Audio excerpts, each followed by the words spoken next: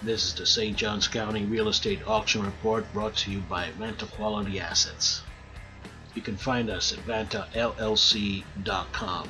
Investors welcome. Now, let's go to court.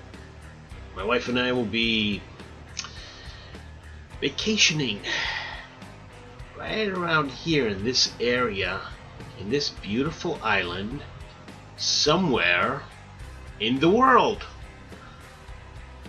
It's up to you to tell me where it is, but we will be vacationing there and enjoying some beautiful weather and some awesome food. Now, again, let's go to court. Here we go. And it's a very nice property, 363 North Roscoe, or Roscoe, whatever they call it. Boulevard. Next one. That did not sell. High bid went back to the plaintiff. By the way, plaintiff total not shown. Getting a bit brazen, aren't these banks, aren't they? Some of them say, hey, I don't want you to show what we're owed. It's embarrassing. Anyway, here's the property right here. 10695 Gregory Avenue. And again, that did not sell. Next one. CA094039. 4039 is here. Did not sell. And there's the address. Again, plaintiff total not shown. The banner, though, was shown at 159,585. So I bet that's what the plaintiff's total was. Of course, this is the price we would have went up to, and nothing. Okay, next case. Show you the property. It's 3457 King Street, not King Street, Kings Street, or actually Road. Sorry, very different. The high bid was 181. Very interesting. Lots of bidding back and forth. Beautiful little property. Not much in the backyard except maybe just a little road. Anyway, lots of bidding on this one, and guess what? The person that got it was below our Pro Max. We would have bid more for it, but then again, we don't know if there was any other liens or any, second liens or anything like that, second obligations and so forth connected. 1662. Next property. It's right here. Hey, it's got a pool in the back. I gotta love that pool, right? 100,000 estimates. 244, 207. Nobody wanted it for whatever reason, and again, we didn't do the research on these homes. We just report. Okay, next one. 2108 sits right over here, which is this area. I'm sorry, this area up here, right there. Looks like it's got a pool in the back. Yeah, another one with the pool. Pools are good. Pools are good selling points, but guess what? Pro Max was 170. Must have been something wrong. Either that or these investors that are at the auctions, if the plaintiff total is not shown, they don't want to deal with it. Possible. Next one. 0249. 0249 is this one. 11 Cabin Bluff Drive. Cabin Bluff Drive. Another one that did not sell. And the banner was... reserve was more than the plaintiff total. Okay, Mr. Bank. Next one, 0948. 0948 is a condo. It's in here. Not much going on in the back except a power line. Oh yeah, give me that EMF, baby. Can't have enough EMF. Ow! Okay, 137073. Was the banner. Of course, it did not sell. Went back to the plaintiff. 1175. 1175. Here's another one. Oh, this is a very nice property. It's kind of elongated. Very private backyard. Very important to have a private backyard. And it looks like that, well, through somebody else's. backyard is some type of waterway, I guess. Well, water, not waterway, but water anyway, doesn't matter. Did not sell. And look at the total. I mean, the banner, give me a break. Still, the Pro Max is $392. Banner is less. For some reason, nobody bid on it because, plaintiff total not shown. Interesting. Next one, another plaintiff total not shown. 1751 did not sell, but I'm going to show you the property anyway. 137 Flower of Scotland Avenue. Oh, the flower of Scotland. Oh, and it did not sell. Look at the banner. Wow. And you know what the Pro Max was? That's what we would max. Actually, not what we would pay. But this is based on all the data that we received doing all these auctions. This is the max they would pay for a clear title.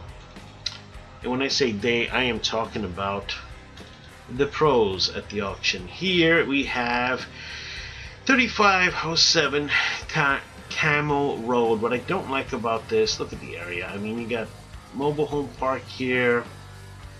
I don't know what this is. It's a long something. Lots of activity going on here. Nah, no thank you. And then guess what? Did it sell? No. The banner was at 105. If you have plaintiff total 169.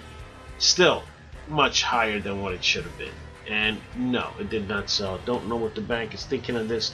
You know, they don't know. Banks don't know. They're not perfect. Okay, as much as you want to think, they're not perfect. 607. Was that it? Yeah, that was 607. Okay, 18. 18.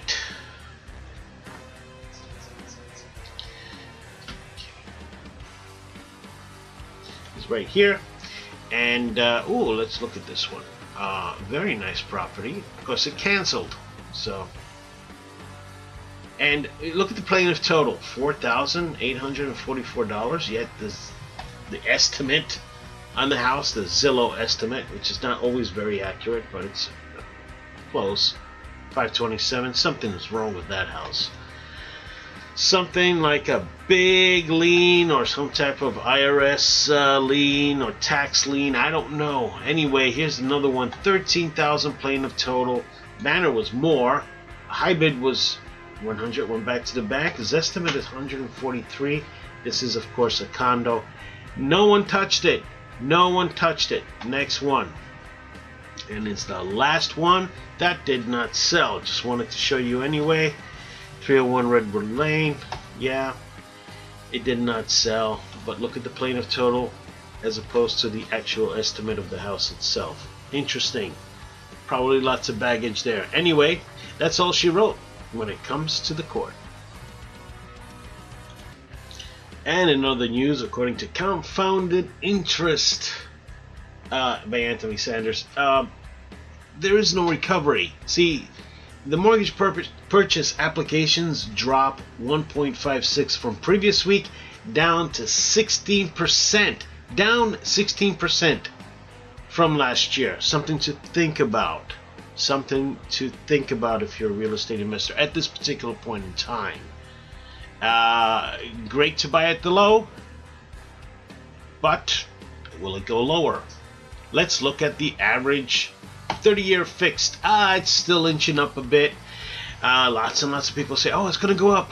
And then some people say, oh, it's going to go down. We don't know yet. We just know that darn wedge that has been forming for the last almost year, almost a year and a half, is still there. Once the wedge is breached, then we know the definite direction. Philadelphia Housing Index, it's been sideways for the last 3 days. No big deal, but you know, this is a 6-month chart, right? There's a trend line that was breached, I would say just about last week. And so let's again look at, and when I say again, I mean I showed this in other previous videos, almost every one. Let's look at the 3-year chart, and here we have just about where all of these points hit in the 190 level. We're back to that level. So again, kind of going sideways as far as the housing index is concerned from November, December of 2012. So 2011 we had a sweet spot. November, December of 2012, just going sideways. Interestingly enough, 30-year index instead of 3 months. It's been all over the place, and still nothing as far as more upside to the housing. Now, along with the confounded interest, 16% drop from last year, we have Yahoo. Yes, there's a reason why they call it Yahoo, because you have to be a Yahoo to really believe these people. Hey, jobless claims fall as average drops to 8-year low. And oh, look at all this. Oh, flashy. Oh, how flashy. Let's get more flashy, because that's what this is all about. It's a bunch of BS with all kinds of flash. Jobless claim falls. Yeah, let me go get a job for $9.95 an hour, maybe even less. Okay, and by the way, that's a part-time job. Oh, and it's seasonal. Hey, it's a job. Define the word job. Then tell me what jobless claims are all about. Next, how many miles can you drive at an hour's wage? From oilprice.com. Now, I read the article. It's a bit lame, but the question is very good. Is very good. If you want to look at it, go look at it. It's kind of weird. Depends on the type of car you have.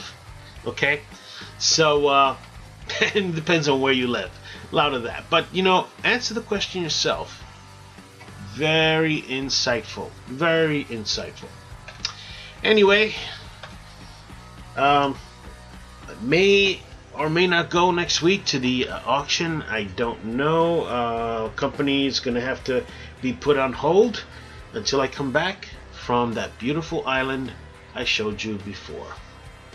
And until next time, hats off. No fear. Bid well.